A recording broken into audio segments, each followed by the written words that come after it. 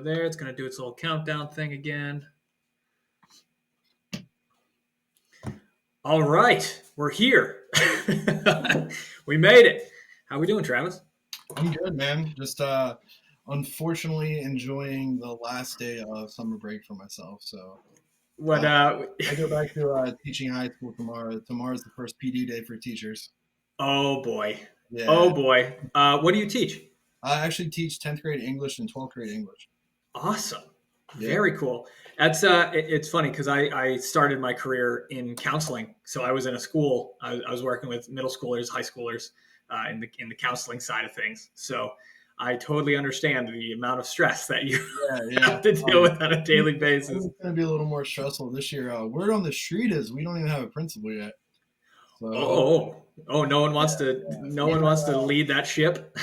yeah, I've had a I work at a high needs school district, so as Hmm. you see, I'm wearing my University of Delaware hat. So part of my contract with my teaching degree, so I did this thing that basically worked its way backwards. So I already had Hmm. a bachelor's, I already had a master's degree, and then to get your teaching license, it was like you kind of had to go backwards, which was kind of a pain. But it was like Yeah.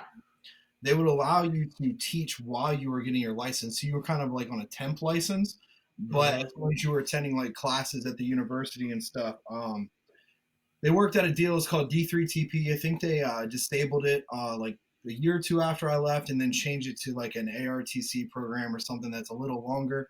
Hmm. But basically, the stipulation was you already had to have like a lot higher education. So like it wasn't for people working backwards if they had like a bachelor's. Like you had to have like a master's plus. I think at the time they Right. had like a master's plus 15. So dude, I mean honestly, I should go back and just get my doctorates, but Yeah, man. it's Holy shit. a lot of extra time, man. When you've already done like 8 years of schooling, you're like, I Yeah. don't know. But so I did that, and the rule was like they would allow you to do all that, but you had to stay in a high needs school district for at least 3 years. So Hmm. I stayed for my three. I really, really liked it. I like working with the high needs kids. It's like super high poverty rate. I think we're in the 90th percentile qualifying for free breakfast, free lunch. Yep. Food trucks every summer. Of course, my foundation and charity donates food, clothing, and stuff to my school district and the surrounding school districts. I actually just did a school supplies drop last Wednesday before I left for a trip. But I ended up staying for my fourth year because it makes you a tenure teacher. Hmm. And once I had tenure, man, I just never left. So I think this is going on year number 8 or number 9 for me. Wow, man. That's awesome. And that's one of those things that I think is really, really important. And what I found when I was working in schools as well is the the impact you can have as a male in the school setting, right? Like it's I was in a counseling field and it was predominantly female, and like I can't imagine for you, like first day walking in, they must be like, what the like who is this guy? Yeah. Like, did you Oh, find a lot of that? Did you find like a lot of uh, like almost that like and not even that. I mean, I guess like for like other teachers and even parents, it's like when they see me, like in you know, your parent school days and like just like faculty days. A lot of people are like, Mhm. oh, that must be the new like the PT or the gym teacher, and then they're like, he has a master's in British literature, and it's like, what? So Yeah. I mean, that kind of throws everybody off. But I mean, I originally went to college to be a writer, and then got kind of weaseled my way into like a random program, and I was like, I worked out a deal, and they were like, if you stay here, we'll do this for you, and I'm like, all right, I'll give it a shot, and like I want to say probably like 2 semesters in, I fell in love with teaching. I'm like, all right, I guess this is what we're gonna do now. So, and then of course like that all kind of came full circle because I write articles for like Elite FTS and like, Mhm. so like I still am actively writing. I just don't do it for like a full time job. And that's one of the reasons that I wanted to get you on here because when I was at Elite, I got the opportunity to read what you were writing before it got posted. I'm like, this fucking guy. I was like, he's good because Whenever. we get like it's amazing the amount of articles that come in there, right? So to be able to have somebody that's like, whoa, this guy knows exactly what he's doing in terms of writing. Writing is such a good, like, it's such a powerful skill when done well, right? And you Yeah. when you write articles, it's only you're telling a story, right? One of the last couple articles you wrote, I was reading it. I'm like, I want another chapter of this. Like Yeah, I it's was, funny. So like speaking on that, like I had a really, really nice message. A guy sent me one the other day and he was like, hey, like I originally like I saw your water cut for this past little like single ply meet you did. And he was Mhm, like, man, so like I went to your lead, I checked out your water cut article and it was like super detailed and instructional and educational. But he's like, I kind of went back and started looking at some of your more like personal articles. And he was like, dude, if you wrote books, like I would buy your books. And I was like, man, that's super cool to hear because like I always want to do that. mhm, Um, and that was one of the first things. Like I've actually had a couple articles at Elite get turned down because they were too like um, I guess like I wouldn't say like not educational, but they were too more like story esque. So mhm. it's like that divide between like, hey, you can write this way, but are you also getting the attention of the general public? You know what I mean? Mm. As far as the general public who reads that type of material. And So that's it's a niche audience inside of a niche yeah, audience. exactly. And that was kind of like one of the editors. I've talked to her quite a few times. She's like, man, you can write, but like, can you change it a little bit to like kind of tailor more towards our crowd? And I was like, Mm, yeah. So like I have written the more like the work article, the water cut, or that are more like strictly educational experience level wise that you can apply to meets and stuff. And I actually had quite a few people respond to the free workout horse program I put out there, um, and had great results, man. So mm, I was super cool because like it kind of got published super late. So like they told me like a month before, and then it mhm, didn't come out, and I was like, man, like I wonder what the holdup is because I had people asking for it. So then mhm. when it did come out, it was kind of like really under the radar. So I was like, man, I bet a lot of people didn't check it out, but pleasantly surprised. I've had quite a few people reach out about it, so it's been cool.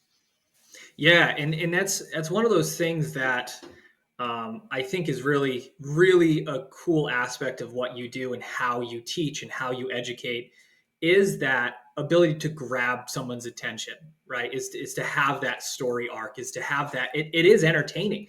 Even in your more, I would say more narrative or like story driven, like you still I was still reading it thinking about how does this line up with my experience in the gym?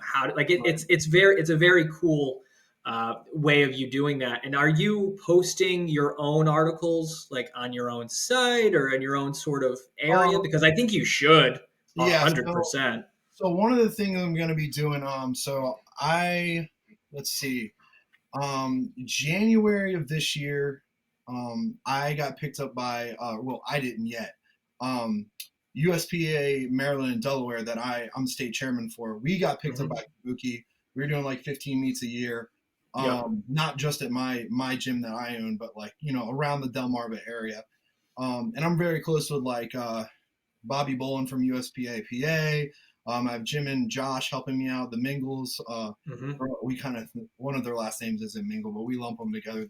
Like the Mingle brothers, we call them. Right, right, They're right. really good guys. So like I've had a lot of cool help, um, and just making sure it circulates around Maryland after like a big USPA East fallout a couple years ago. Mm-hmm. Um, but they picked us up, and I signed my Kabuki contract. I want to say January 1st. So like right as soon as we hit January, my gym and any of the meets I was at and I was hosting, we all switched over to all three Kabuki bars. Mm-hmm. Um, so I was with them, and then I think we hosted the Kabuki seminar at our gym probably I want to say a month and a half after my accident because I was still in a wheelchair when they Mm. came. Brandon and Kyle came and did like the movement seminar, which was incredible, by the way. Highly recommend that. And I'm not just Mm. hey, I'm a kabuki whore trying to blow smoke up your ass. I learned a lot, and that was before I was even on the team. And then, Mm. like a month later, I signed my personal contract as a pro athlete with Kabuki. I guess they had been talking about me putting me on the team before that, and then they Mm-hmm. saw me get injured really bad, and then they were like, "This dude just doesn't stop. He's doing like pull ups in a wheelchair and stuff." And they're like, "Well, that's our thing. We'll have him be on the team." So, but now I'm actually going to be writing for Kabuki, kind of circling back to what I was trying to explain. So I think I'm going to be more active on posting new blogs and articles and workouts on Kabuki. I know me and Kyle are working Mm-hmm. together to start. Um, we have like a big powerlifting team on Train Heroic, but we're actually looking to move platforms, I think. So I'm Mm-hmm. going to be like putting out more of my own programs. I know Kyle wants me to publish like 6-week peak program for Mhm. powerlifting. So I'm going to be doing something like that. That I've all ran myself and tested with various people. So it's not just going to be like some, hey, put this out there, hope it works for you first time running it. So like we've all tested them. Um, so I think I'm going to be writing more on that avenue, but definitely still some personal stuff and more narrative like stuff. I really want to accomplish that a lot this school year, Mm. which is super cool because it really translates into the classroom. So like I think especially in nowadays, especially with this generation, a lot of Yep. kids have a hard time being imaginative because Hmm. everything's so in front of them, right? It's like Instagram, Facebook, like it's all there all the time. It's very visual. Yeah. Yes, yes. So like when I asked them to like turn those visuals into words, like many of them struggle deeply with that. So Hmm. like I've always benefited in the classroom being able to kind of like write stuff like that on the spot. Hmm. So like, a popular thing we'll do in my class at the beginning of the year, especially with kids struggling, is like I'll do 3 or 4 paragraphs that are all completely different stories that I've made up. Hmm. Right? So it's sort of like a more in-depth sentence starter, and Yeah, then I'll make absolutely. like finish the story, like running my same point of view with the same characters I've developed in like a couple sentences, and like really force them kind of in that perspective. So one of my rules in my classroom is like I'll never ask the kids to do anything I wouldn't do with them. So like if I make them do a project, if I make them do a paper, even if I make them do a resume, even though I have like 100 resumes, like I always do the projects with the kids step by step. They're not like, hey, this guy isn't just giving us a thing to do and then just like letting us go. Like I always like take it step by step and break it down with them. So um of course, when I had my accident, I haven't been in the classroom, and I was on short-term disability because my classroom's on the second floor, so they wouldn't let me in the school with a walker and all that stuff. So I Well, haven't. let's kind of go into that a little bit more for those who don't know, because that Yeah, was some sure. serious shit, man. Yeah, Like you yeah, were, oof. yeah. We didn't know if I was gonna come back from that for a little bit. So long story short, I had done uh 1940 total at like 196 reps in January. Which is So huge. yeah, and I was really excited about it because like a couple of the lists were downplayed. Like I knew I had more in the tank, and I knew I had time to get ready. So Hmm. um, I had signed up for the American Pro and had an invite. So like I was like, all right, man, this is gonna be 2K on the nose. Like I know it's going down.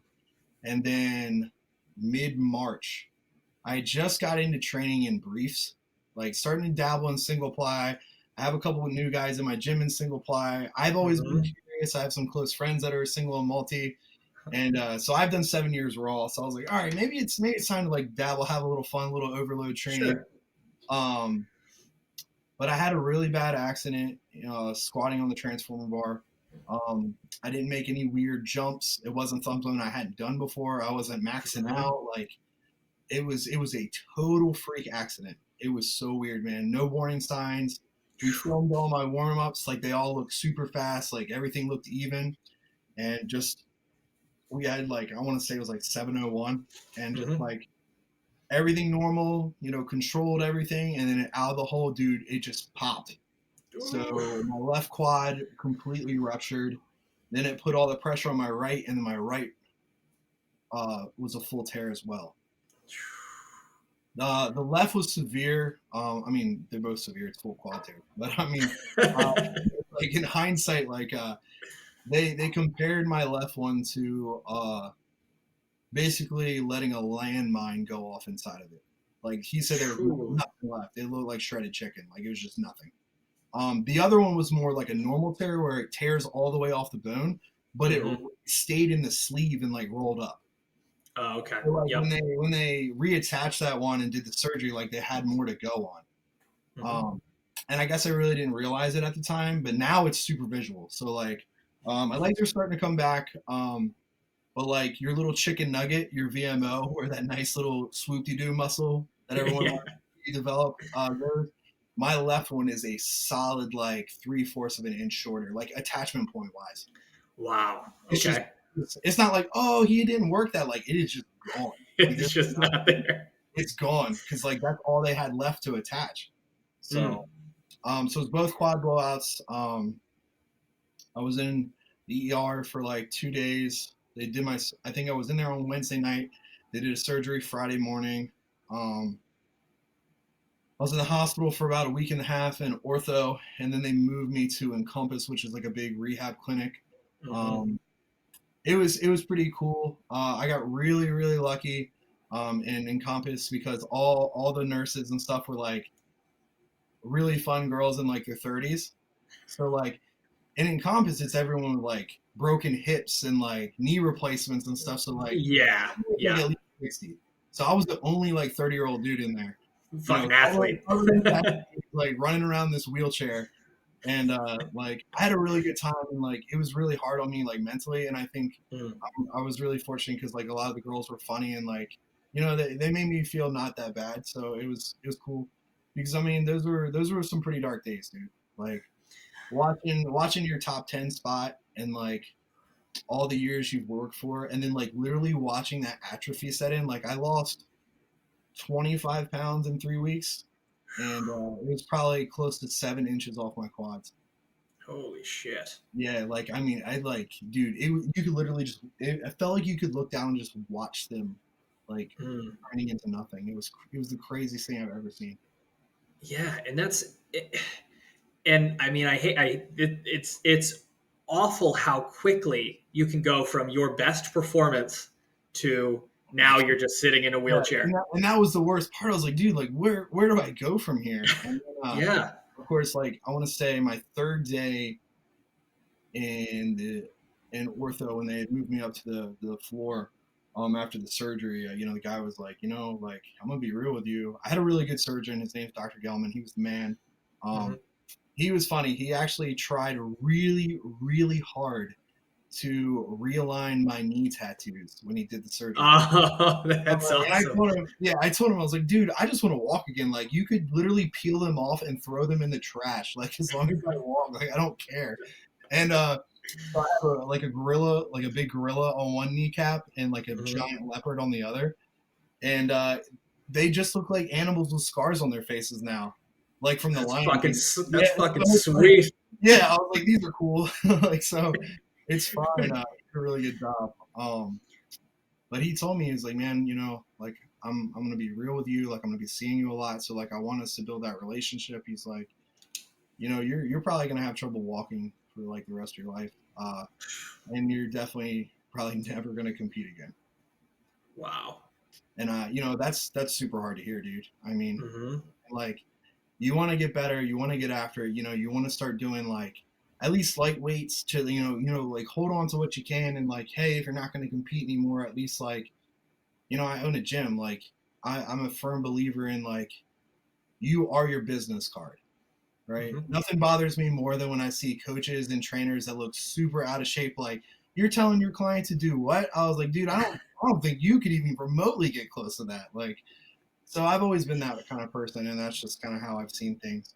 Um, so that was my first thought. I'm like, dude, like I'm about to be that washed up old dude already in my 40s, like in a chair in the gym, being like, back in my day, I benched 405, but like I'd actually benched 405. But it was a hard pill to swallow, man, and Yeah. it was tough.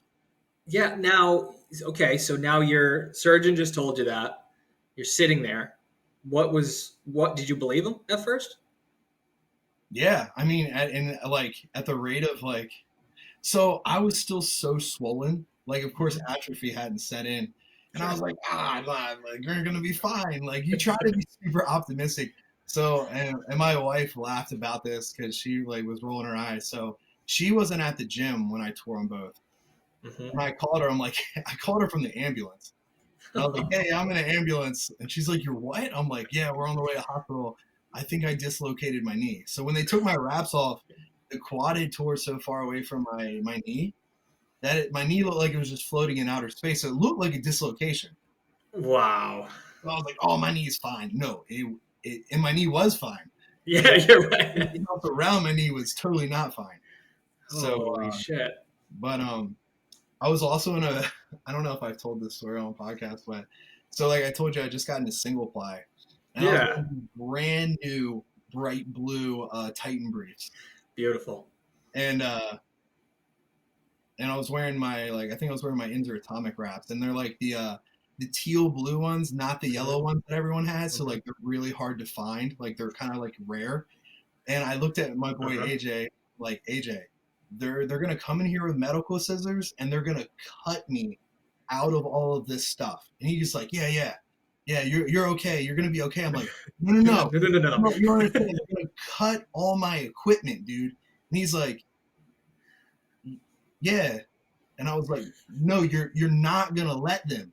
He goes, what do you want me to do? I was like, you're gonna take me out of all this stuff. He's like, your legs. I was like, fuck my legs. Like, we gotta get this equipment. Yeah. I'm gonna want it when I come back. So like even injured, I'm already like, all right, all this equipment has to be here for when I get out of the hospital. Uh-huh. So he took off my knee wraps. They saw my kneecap and they're like, oh my god, like dude, your legs are destroyed. And I was like, it's fine, just like peel me up. So I got one guy sitting behind me, AJ propping my legs up, and someone's behind me. I think I want to say it's Tim Putman. Now who was behind me? Someone was behind me, but they were literally like sitting. I was sitting in their lap, and they're holding me like a baby. And then AJ's like peeling these briefs backwards down off my legs. But like I've already gone into shock, so I Oh can't yeah. feel anything. So I'm giggling and laughing the whole time. Like when the EMTs got there, they're like, "Are you good?" I'm like, "Hey, what's up, guys? Oh yeah, just put me on the stretcher, man. It's fine." Like I was totally fine. Uh, Yeah. Yeah. You're like, sorry to bother you guys. I know you're busy. yeah, they're like, "We got a call about a guy with a broken leg." I'm like, "I don't think it's broken." But yeah, it was a bunch of wild stuff going on, man. But it was. I mean, like, I honestly at that time, like, I didn't know if I'd come back or not. And Hmm. so, it's funny. I kind of scheduled this with you on this day on purpose. So Saturday, I had my first sanction back. Beautiful. It was a pull only meet for everybody. It was like Dewey deadlift, so it was pull only. It was the RPS Yeah. meet, something super quick and fun. Like it wasn't a huge meet or anything like that. Um, Hmm. and it was my first one in gear, so I did single ply, just to get my feet wet. But like it didn't go so hot. It didn't. But I mean, hey, that's sometimes how it happens. But like it was such a different experience for me because it was Hmm. like it it like wasn't about the competition anymore. Like it wasn't about like, hey man, are of course you want to get a personal best, and like I was kind of like on the cusp of it. So like Yeah. You were. I was looking at your numbers. You were there. yeah, yeah. I think my best pull is like in comp is 738, and Hmm. I pulled like a soft, like, and I'm talking a little bit soft, like 752. So I was like, dude, if I go like 40 or 45, like we'll take a little one and walk, like it'll be good. Hmm. Unfortunately, I think I had a little too much sodium on the refeed in an IV, and it was like holding a bar of soap, dude. My hands were sausages. So like Yeah.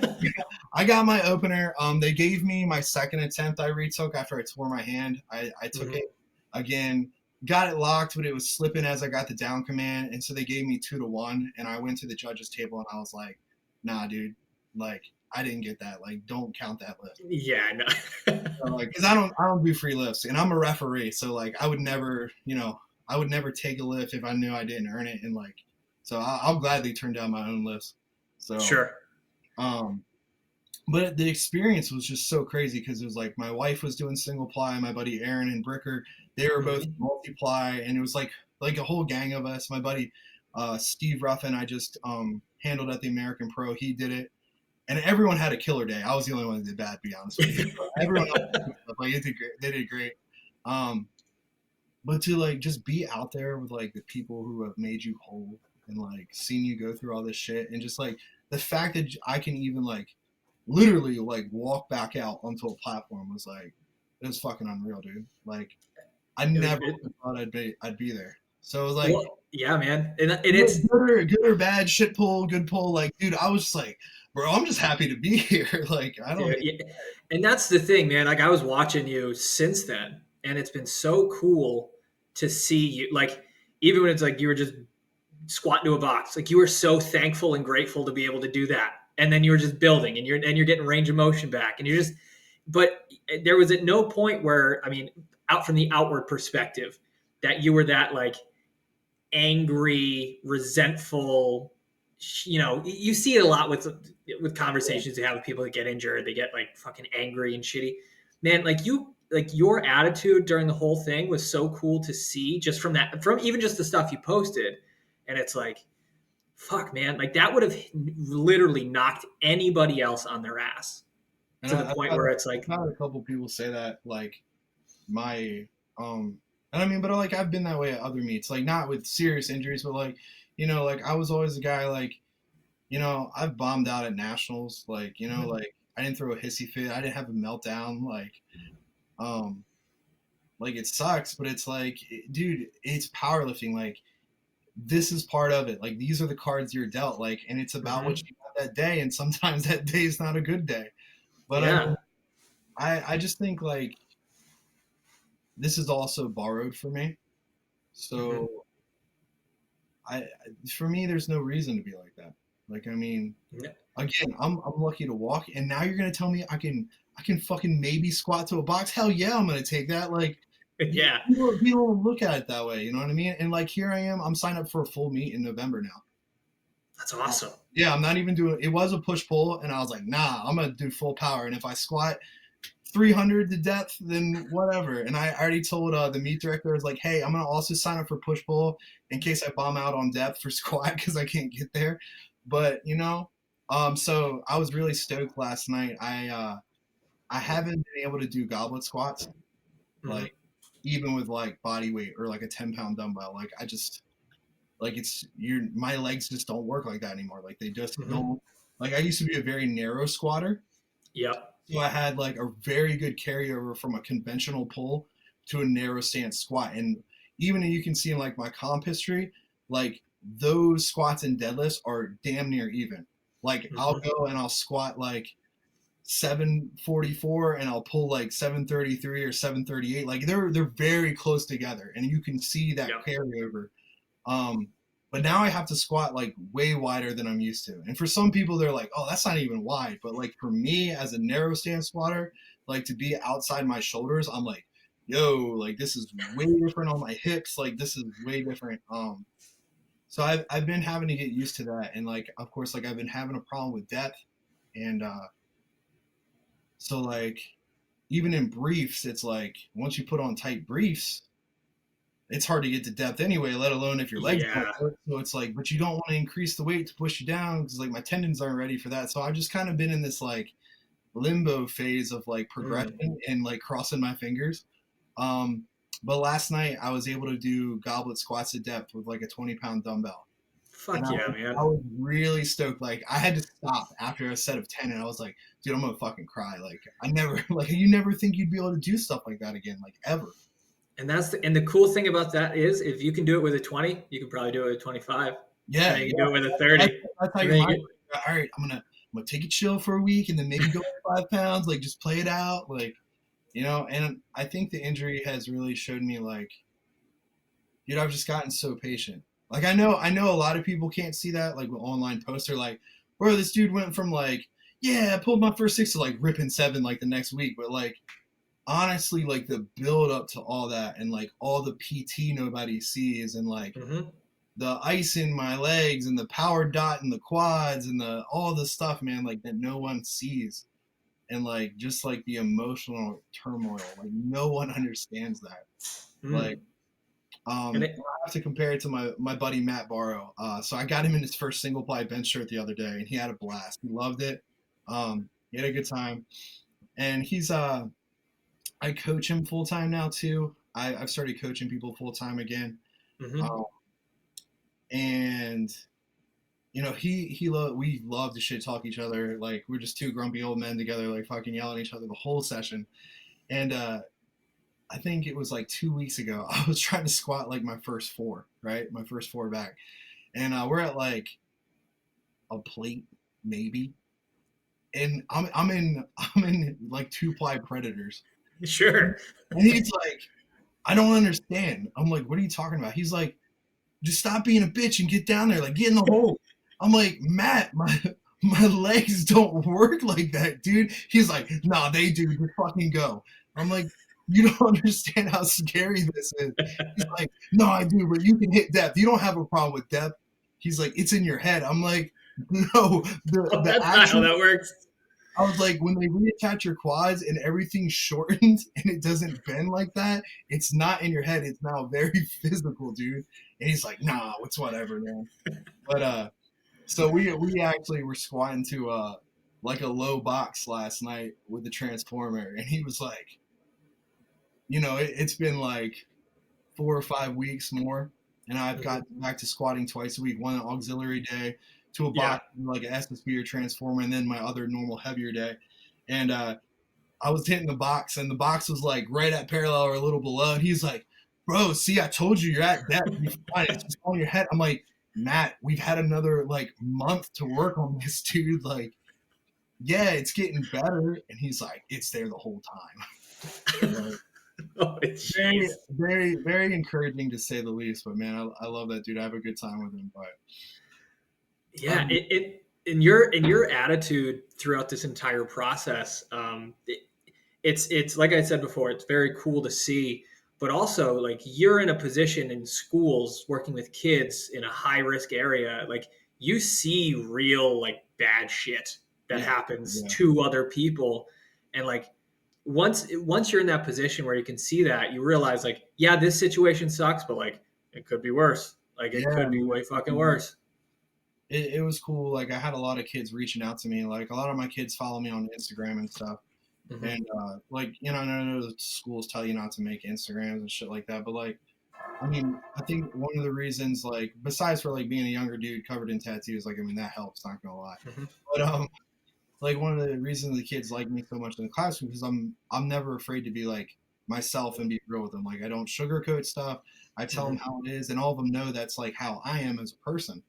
And so like I have a lot of them watch me on Instagram, and they're like, dude, like that shit's like kids just message me. This shit's crazy. They're like, you were in a wheelchair, like, and everyone's like, how long ago? Like they forget. They feel like it was like a year ago, and I'm like, bro, it's I'm 21 post op right now, like 21 weeks, Fucking insane. and they're like, no one's supposed to do this stuff.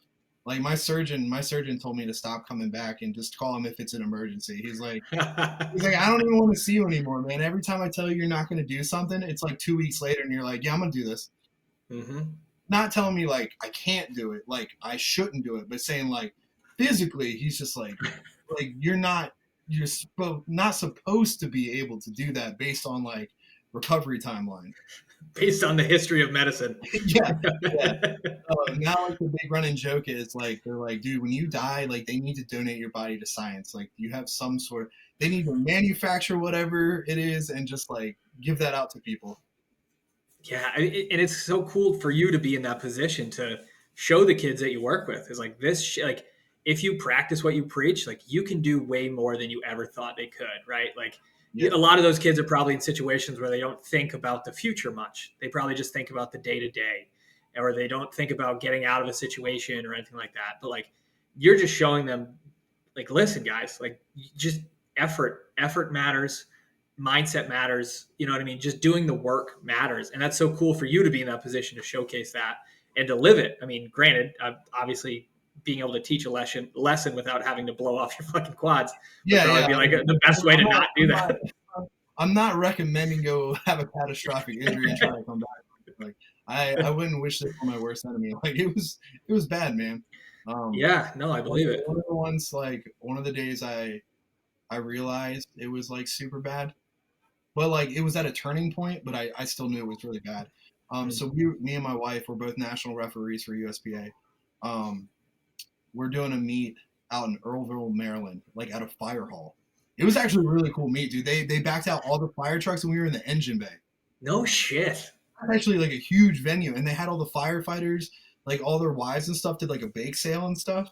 Like I mean, it was dope. Like what powerlifter don't want to come in there and have a bake sale in the middle of a meet? We got brownies in here. Holy shit. Yeah, yeah, they had like fireman's chili and stuff. Like, and of course, like firemen like notorious for cooking good. Like it was good food. We had meatball subs and stuff. Oh, Um, beautiful. yeah, but it was a sold out meet. It was a great one. But I was still in braces. So I was walking around in braces with my little like suspender things I had invented to keep them up on me.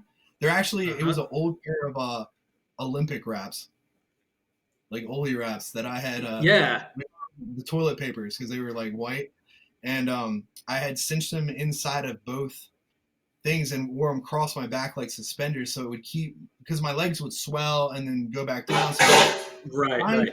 all the time made it so like the braces would slide off.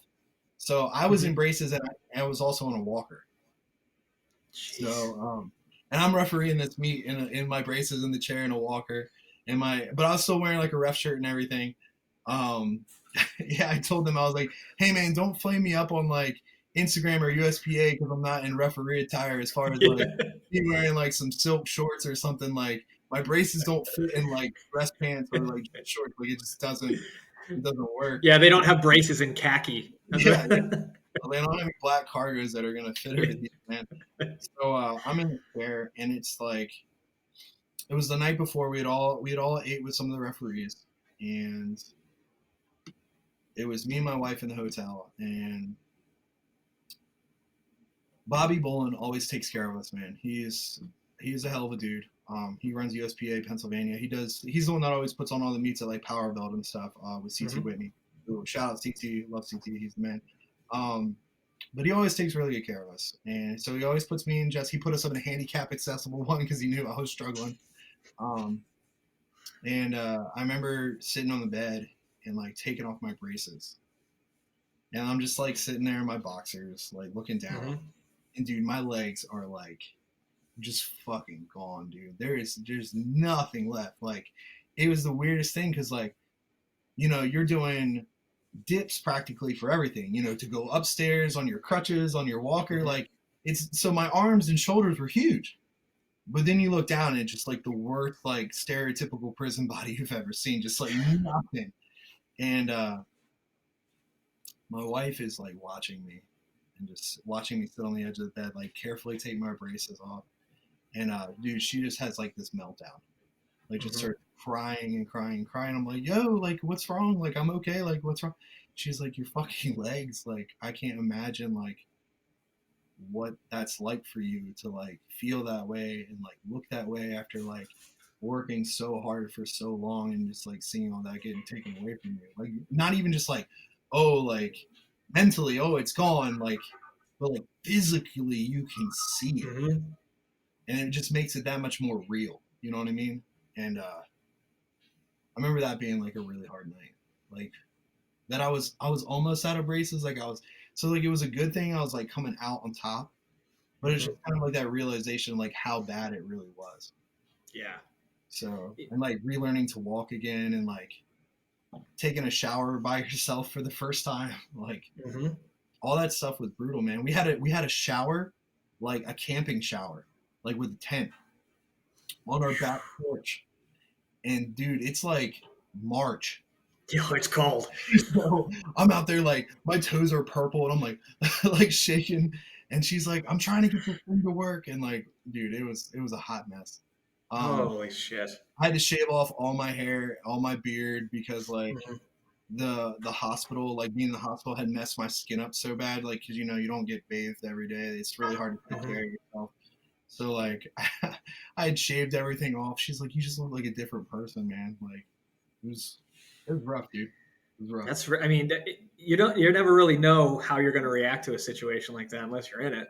Like Yeah, that's yeah, dude, such a I'm crazy thing. like no joke. Like I know I have a really good attitude about it, and I joke around a lot. But like honestly, like I sincerely hope people like be safe and be responsible, and like I wouldn't wish this on anyone. Like Mm. I mean, like dude, because of me and who I am and how I carry myself, like I know I'm gonna be all right. Like I know I'm gonna get through. Like I know I'm gonna go on to do big things in powerlifting still. Like it's not gonna slow me down, but like to someone who's not as mentally tough and like ready for that, like it's catastrophic, dude. Like Yeah, we don't want to downplay no, the no, like severity of the no, no, situation. like, I don't want to downplay that at all because like I really do hope people aren't like, oh yeah, you can just tear your quad and you're fine. But like it's not at all like that. And not only that, I mean, I had a training partner back at Elite, Jaden Lacaria. I mean, he Yeah, had yeah, I've actually been following him now because did he have a similar injury? Was it one or both? both. So it Both. was both, and then they both got infected Yeah, I saw that, and when they had the pump, the a, sterilization, a because I couple had actually been times. talking. Yeah, I'd been talking to his girlfriend Haley, Because I Yeah. saw she moved down there and she was training in elite all the time, and I was Hmm. like, I talked to her. I was like, hey man, his injury looks very similar to mine, and like, had his happened like way before mine though, because he was like at a different point in recovery. Yeah, yeah. The problem was it was the damn infections that happened. He got, you know what I Yeah, mean? Like that just kept kicking him in the ass. And it's like when he thought he kicked it, then it kicked back in again. Like it was that shit scared the hell out of me, right? Like, and that was yeah, just watching him go through that process of like every doctor's visit. It's like where are we at, right? Because yeah. at that point No, now you're not talking about the structure as much as you are now. You're talking about your blood. Now you're yeah, talking about yeah, like disease. Now it's a very big yeah. animal.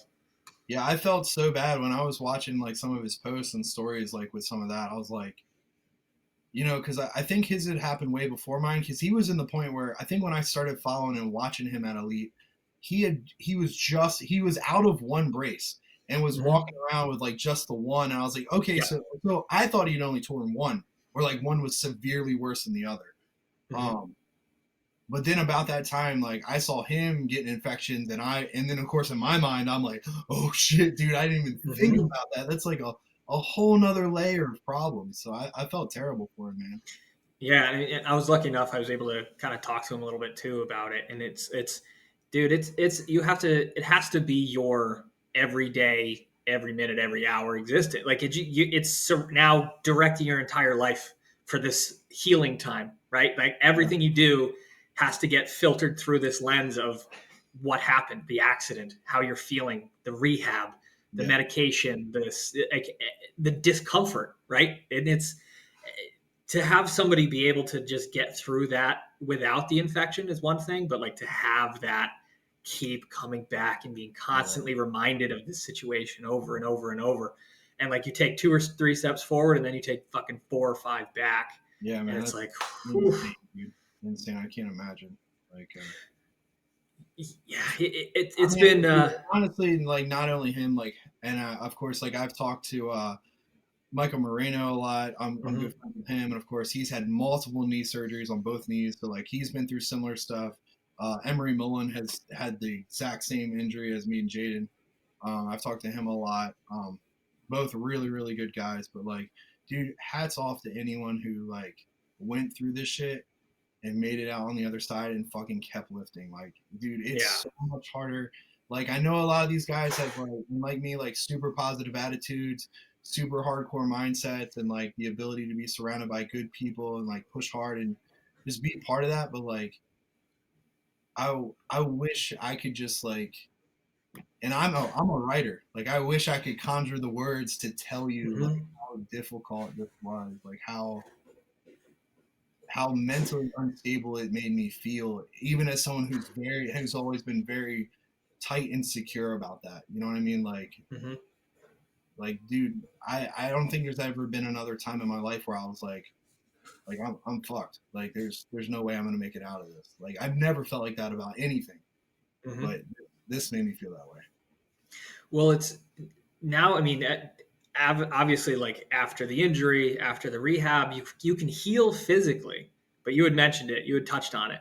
It's like there is that level of fear that can Oh, creep in. That's a every, whole different animal. every time, man, it blows my mind every time. Like, I mean, I think I squat. What was it, last weekend? Last Sunday I was with all the guys. We had our friends from Black Flag Barbell, so it's like a multiply Delaware group of guys. Hmm.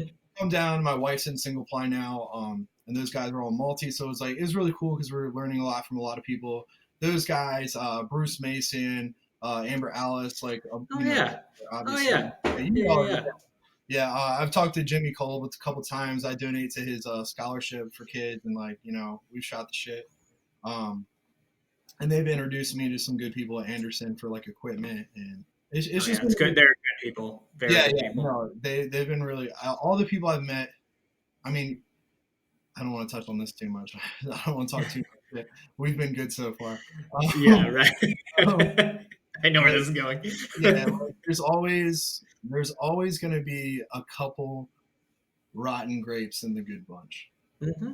And dude, I will tell you right now, the ply community has been the greatest bunch of people I've ever fucking met. Like Mm-hmm. the love, the support, the help, the advice that is actually helpful advice and not just like Yes. belittling people. Mm-hmm. It's been nothing but amazing. Like Bricker, Aaron, all the guys, Jules and Mara, we met at Death Wish, and the owner Ralph up there. Like I'm actually Oh, going they're great. this Friday. I'm going up and staying with them. No Uh, shit. yeah, I'm going up there for a night. Staying with Jules and his wife, and lifting with all them on Friday night before coming home to my place on Saturday. Um, Bruce Mason, his wife Nicole, like they've all been super cool. They introduced me and got me hooked up talking. Jimmy and Amber got me talking to Rob Farrell, and then Oh, I love Rob. yeah, Love Rob's been Rob. doing all, him and Tiffany have been doing all my alternate my suits, and they've been incredible. Like, Mm-hmm. dude, everyone has been so nice and like amazing and encouraging, especially for me, like a guy who's like only done raw, and just been like, I'm gonna do fly now, and everyone's been super inviting about it, except for like one or two people. Right. Right. But it's only been one or two shitheads in the bunch. Well, Um, it's funny the people that you mentioned. I've literally met all of those people in the last yeah, and year they're and a all half as amazing well, people. man. Like they're the best. Awesome. Yeah, yeah. I mean, I just did Rob's meet out in where the fuck was it? The IPA meet that he just put on the Strength Spectacular. Yeah, dude, I was so close to coming out to that. You should Um, have. yeah, I know it sucks. We would have got to meet. Because now I'm like, now it kind of like opens up your world because you're like, oh, fuck pro raw, like what Yeah. over on this side? Like, so now you start looking at all these like ply meets and like, so now it's like I have all these new meets and experiences on my radar, and Mm. I know Aaron and Bricker are going to listen to this podcast. And I know they got their fingers crossed and hoping we make some more irresponsible decisions. So, like I'm doing Micah's meet in Virginia, or no, it's not Virginia anymore. It's at Exile in Baltimore, Oh, okay. Maryland. Freaks come out at night, so they're doing a night meet in a monolift. Oh, fuck Um, yeah. yeah, I know, right? And I'm doing that'll be my first full power back. So I'm gonna do. I haven't decided if I'm going single or multi yet. Um, I'm digging single right now. I'm having a blast. Like I was like, ooh, like I like the multi shirt, but Hmm. then I got a low cut katana, like the supers with Yeah. the Yeah. permanent collar, and I've been having a blast in that thing. So I don't know. I think that's gonna be the deal breaker for me. Um, so I'm doing that one, but I think like 2 weeks later, they're all going to York, like York, Uh, and of yeah. course like, I've heard the meets are there like super fun. It's a fun venue, and like all the multi lifters go, and they're like Travis, just like like do single, do single for early November, fuck it for 2 weeks, and then come down in multi. They're like, it's fine, you just put on more gear, you're fine. And I was like, sounds like a terrible idea, but it sounds like I'm probably gonna do it. So That was pretty good. yeah, yeah. And they're like, you're gonna meet so many people, and like I'm like, all right, whatever. So somehow I imagine I'm gonna be signing up for that pretty soon. So Well, if you do, let me know because my girlfriend and I are up in Rhode Island, so we're not terribly far from you oh okay, anyway. man. So, I mean, I made the move from Ohio, and now we're in Rhode Island now. But I mean, it's funny the people I got to train with out there. It was like Dave and the crew with Adam and all my guys over there with Travis and Trevor and all them. But like you said, Amber was there a few times a month. We ended up getting Rob and his crew coming down from 814. Like that entire crew came down. It was always a blast. But you're right. Like the multiply world and the ply world in general, everybody knows that you can't do this shit by yourself. Yeah, like Right? You can't. I mean, you can, but like it's much better if you have a team of people around you to make sure you don't yeah, get for sure, fucking man.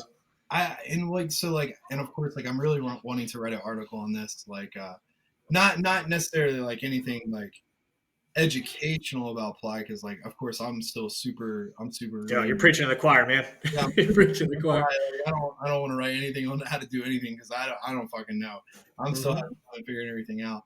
Um, but like this I want to write something on like the switch aspect from raw, and like not Hmm. only that but like the community aspect of it, because like one of the biggest things I've noticed, and especially true for you since you're at elite, is like the live, learn, pass on is like I've never seen it more embodied than in geared communities. Like Mhm. you show up at a place and they're like, bro, I brought like an extra suit. Like you can try this on. Like you need some sleeves to slip it on. Like it's so much like that all the time, versus like this younger raw generation of lifters that are like, I'm taking my pre-workout and I'm fucking have my headphones in and I'm like, ooh, lone wolf. Oh, You know what I mean? But like it's fucking, it's so awful. different. It's so different, man. Dude, And I don't even own, get this, none of the equipment I use, I had to purchase. None of it. None of it. Like, let me, because everybody was just like, here, I have an extra this. It's your size. This worked for somebody that was like right? 220, 198. Then it's just like all of a sudden, I just got a fucking brand new squat suit. Brand new to me. It's obviously not brand new. It's actually older than me from from Doug That's Heath. the best part. You're like, this suit has seen more shit than I have. Like, Yeah. Doug Heath handed me the suit and he was like, here, this is for somebody that squatted 1,000 at 220. And I was like, why the fuck are you giving it to me? Like, what the fuck you want me to do with it? I was like, did you change the batteries in it? Is the batteries new in it?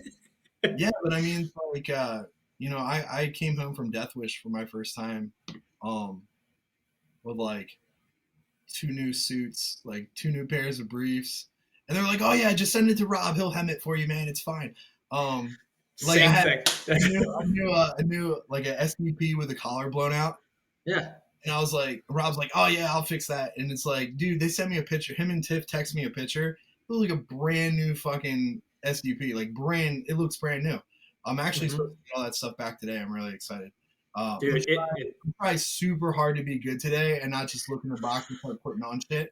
You know how that yeah, layers on layers on you layers. go to your house, you're like, when's my squat day? Yeah, fuck it, we're doing it today. Like you just Yeah. love the experience is the gear, man. It's so much fun. But Well, it's funny. That's what I did with my briefs when I got them back from Rob. Like they were all modified. They had like the cinches in the yeah, back and like everything's all. And I just was fucking wearing them in my house. I'm like, this is how we do it. This is what we're doing. walking around the house in briefs and stuff. I I was actually like, I'm ready. I did that one night in a katana. I was just like, yeah, this is dope. Yeah. I was like, yeah, look at the creators, man. This looks like I can do something. But no, I think the only things I've really bought, um, just because I have so many more friends that are multiply, Hmm. I bought a couple single ply things because like a lot of them were like, yeah, you're gonna do single ply for a month, and you're like, yeah, fuck this, you're gonna jump right into multiply. So they're like, don't even worry about it. So like I have some like super centurions and stuff like that. Yeah. And of course, uh, being like a more like I'm only 5'5", Hmm. so like I'm very like short and stout. Like I have really big arms for my size. So like Hmm. the shirts, some of the like single ply shirts fit me super awkward. So like I did have to buy like my own shirt and stuff. Like it was really hard Yeah. to hand me down that fit me personally. Just because like I have T Rex arms, but I have big arms. So like I'd have to buy the shirt with the arms big enough to fit me, but they all look like baseball tees on me. So like I'd have to Oh go down yeah. like 3 inches. Like it was so much you couldn't even like roll them up, like even to get a Jeez. set. And But it, and it's it and for like raw lifters that don't have any sort of experience with that is like it it takes such a long time to get locked in to a piece of equipment that you're using. Is like all the like you had said, like hemming it, getting it modified, even just riding it up a little bit more, bringing it down a little bit more. Like the position of everything is so crucial, and that's like the addicting part. It's like a fucking NASCAR, right? You're like, all right, how can I get the best performance out of this? yeah, What can I do? so like my big thing too with like training, especially as a raw lifter background, is like I always enjoyed like extremely difficult variations. So Hmm. like a lot of people have commented on this, like they see me like prepping for meets raw, and I would do these deadlift things called the gauntlet, and Hmm. I would take the same weight for 3 different singles raw, but it would each be a variation of that weight. So like it would be like a 3 inch deficit. The next one would be like a pause, and then Oh, that beautiful! one would be like a beltless with a long hold at the top. Holy shit! And so like Good, good. I would build on that, and I mean I got to the point where I was doing that with like 720, 730. And people were like, "What the fuck? This is from the same sector." I'm like, "No, this is back to back, like running three." What the fuck? Like this guy's a fucking psychopath. But like I always enjoyed like, all right, so if I could put myself in these three different circumstances and still be able to find my motor pattern or bring myself back into it, Hmm. I know I'm going to be a stronger lifter because I can adapt to different situations very quickly. And of course, I've always loved bars. I've always been able to jump between bars, like, and not have that much of difference, you know, like as far as like breakdown. Um, Hmm. so once I, like you were saying, like once you got into gear and you're like, this is like, this is like a variation within a variation all itself. It like got me super excited because you were like, it was like you were like a little kid again. You're like, all right, well, if I put these briefs on with a loose top, and then, or like these are gonna go thick here, and then like I'll do the straps loose, maybe crank them. Like you could just change so much Hmm. in the lift before you even get to the lift, and it's like I think I really fell in love with that aspect of it, like very very quickly. Yeah, the modification aspect of it, right? Like you get like things grid stitched, you can get triple ply back, double ply front. Like there's so many layers and variables that I don't know what the fuck is going on. I'm just like, I guess we're gonna try this. We're gonna do this thing. We're gonna figure this out, right? But it is. It's such a different world, and most of the time you don't hear of a top tier raw lifter making that transition. How did you first and foremost even get into any sort of single ply or any sort of ply lifting? Um, how did I? To be honest, like I feel like looking back at it, one day I was just like, and now I have briefs on. Like I don't. That's what happened to Elite. I was like, why am I wearing this fucking pumpkin suit? Yeah, yeah. You just look down one day and you're like, it's a lot of shit. This took me like 20 minutes to get into. Yeah. It took me 20 minutes of carpet puller and three friends, and here we are. Yeah. Um, but like, I I started with a pair of single ply, like the blue Centurion briefs from Titan, Mm-hmm. and I think about that time I was wearing like a 44 in Titan. Mm-hmm. You know how that is. Like all the sizings are such a pain in the Oh ass. yeah, it's all over the place. Yeah, nothing equates. I tried to figure that out for the longest time. I was like, all right, it's exactly eight sizes difference. It's fucking not. No, no, no. I tried to figure it out. It's not worth. Then if different companies have a bad day, then the same Yeah, yeah, sizes, two different sizes. Yeah. it's yeah. So I was in a pair of blue singles, like blue single ply briefs. Um, and I remember squatting in those for the first day, and I really liked it. I was like, okay, like this feels good. Oh, I know what it was. Okay, so I was taking. Okay, so after that meet, after the 1940, I'd walked out and squatted 744 in wraps raw. Mm-hmm. And so like when I got back, that was when I had first sent in the workhorse program, right, for elite. So that was the one where I had like done something to my CNS that was only affecting my squats, and I Mm-hmm. would shake. I would shake like a leaf with like 400 pounds. Like Yep. I didn't know what was wrong. And then I'd like deadlift like in the mid sevens the next day, and I'm like, why isn't this affecting like my deadlift like it's affecting my squat? And like bench was fine too. Like I was hitting Mm-hmm. numbers to the roof, but like I would get the craziest CNS shake on light squats, and I didn't know why. Um, so I was like, once I turned in the workhorse program that I used to like build back up to the 744, I was like, all right, so let me backtrack, let me figure out, let me get stronger in sleeves again, right? But my knees hurt like hell, so I was like, man, like how can I do something to like load my hamstrings and load my glutes more and take a little more Aha. pride in my knees? And then I was like, I'm gonna give briefs a shot. And then I Mm-hmm. think I ordered a pair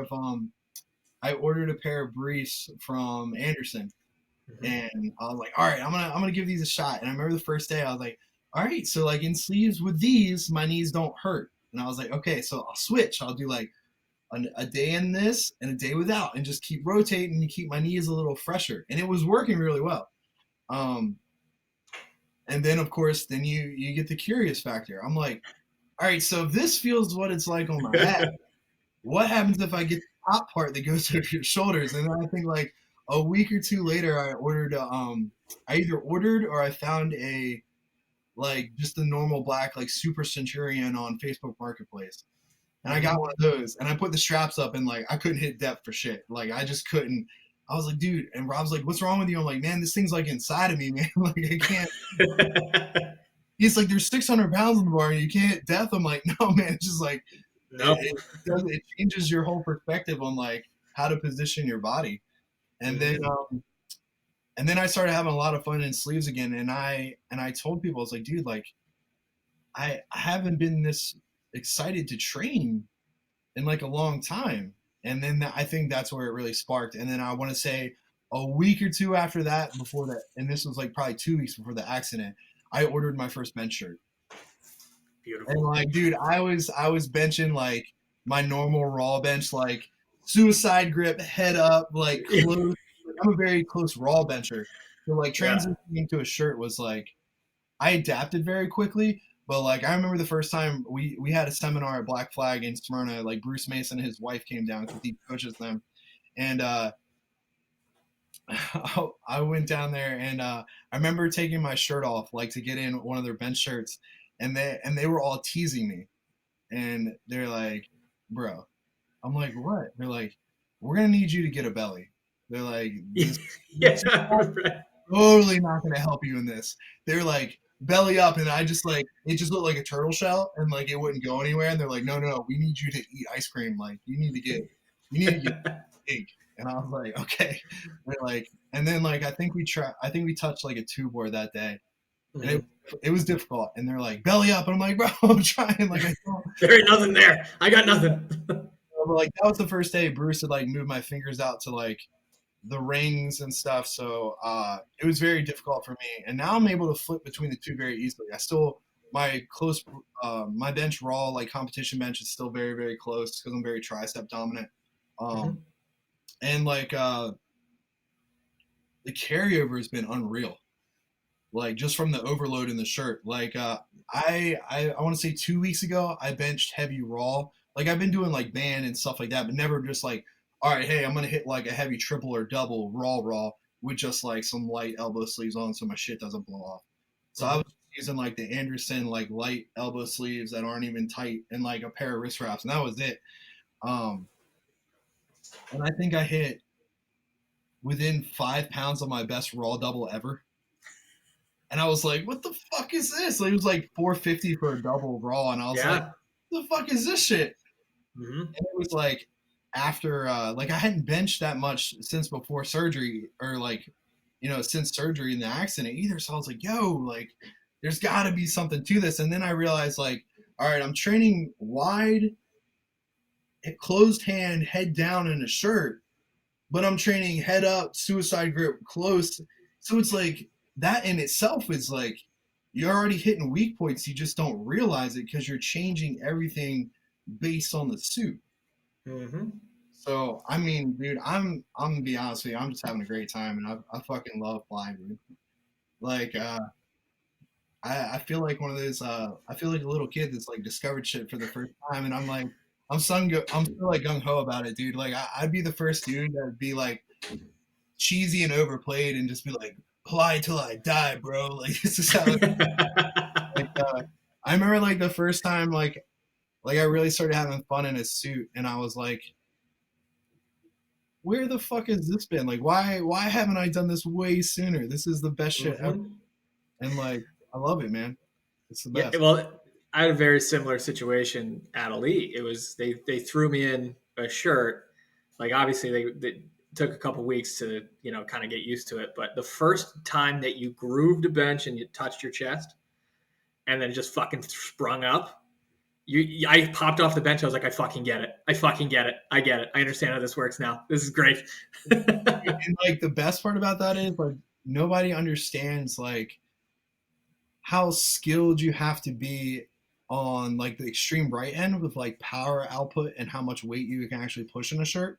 But then Mhm. also skilled on the extreme left end is like how light can you get it to actually touch? Like no one Uh-huh. understands it. They're like, oh, you just put on a shirt and you bench a lot of weight. I'm like, no, dude. Like, No. no, not at all. Like, It's a good way to lose your jaw. yeah, yeah. Yeah. But so we went to Death Wish like 2 weeks ago, 3 weeks ago.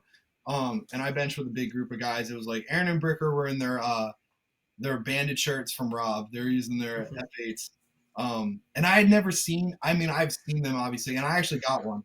You're fucking fun, man. Yeah. So, but I had never seen. I've always seen people wearing them and benching them. I've never seen them wearing them around their waist when they're not benching. Like the kangaroo pouch, I'd never seen Yeah. it before. You fucking put snacks in there, man. It's Yeah, like I'm watching Bricker and it's just like hanging over. I'm like, you just walk. He's like, dude, it's so much better than a bench shirt. Like you can actually breathe. You're not feeling like you're uh-huh. dying the whole time. Because I was in like, I think I'd used this LCC like the second time. Yeah, it was the first day I got it back from Rob with the sleeves hemmed. So I'm Mhm. like that. I have the shirt on. It's all in with my belt on. I have my fucking singlet up. I'm like, Oh, you're fucking just there's no, choking. there's no AC back there. I'm like sweating my ass off. And they got top down, bellies out, and they're like, you should get one of these, man. You're gonna love it. Um, but I remember I was super stoked because I had taken a 575 to a two board. So that was like the Mhm. heaviest I've done in single ply so far.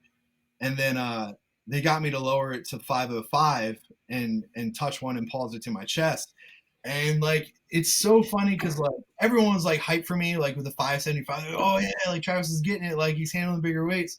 But like the atmosphere in the room when you touch, even if it's a Unbelievable. weight, when you touch a weight is so different because everyone knows how hard it is. So Uh-huh. like if you successfully do that and don't fuck up, everyone's like, "Oh, you're the man, bro!" It's so much better than like a heavier weight. It's so fun. Yeah. And then like you sit up and you're like, "Oh," like you feel like you're gonna pass out. And everyone's like, And like you forget what just happened. You're like, what the fuck? What the "Yeah, fuck just happened? yeah." Like the concentration is so much different, man. Oh, But that's unbelievable, man. No, yeah, your experience and what you've been able to show and kind of pull off is awesome. Is awesome to see. It's awesome to see uh, single ply, multiply, whatever it is, but just also your raw experience and how dominant you were and how strong you are to come back from an injury, to come back from setbacks, to be as humble as you are in the position that you're in is fucking amazing. And it's one of those things that again is one of the many reasons I wanted to have you on here is because your story is amazing, your attitude is amazing, you fucking help people every single day.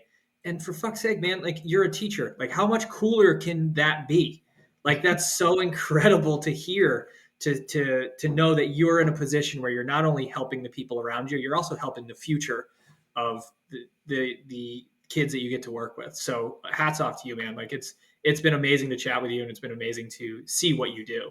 thanks, Sam, man. I really appreciate being on here, man, and shooting the shit with you. And man, I will. I promise I will shoot you a message and let you know if I'm coming to that meet, man. I'd love to meet you in person. Just Hell yeah, man. maybe you watch me.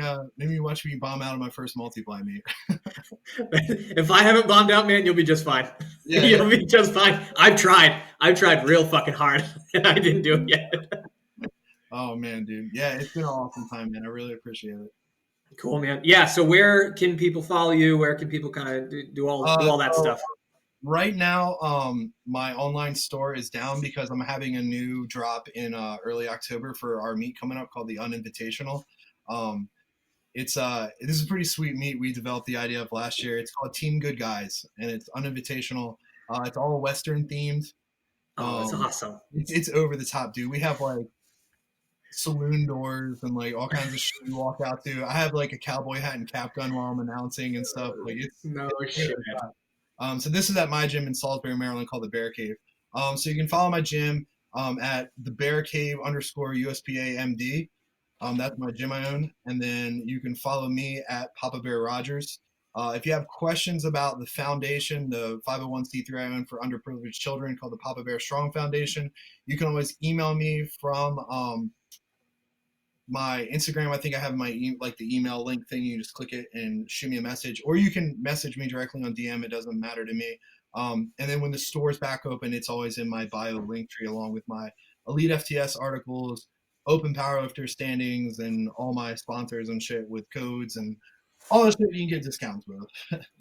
Awesome, man. And what I'll do is I'll have you just send me any sort of links, any sort of things you want me to put into the bio for you as well, and then Yeah, we absolutely, can go man. from there. Like I said, man, absolute pleasure. I'm so fired up. We're gonna go train. Dude, what time? 2:14.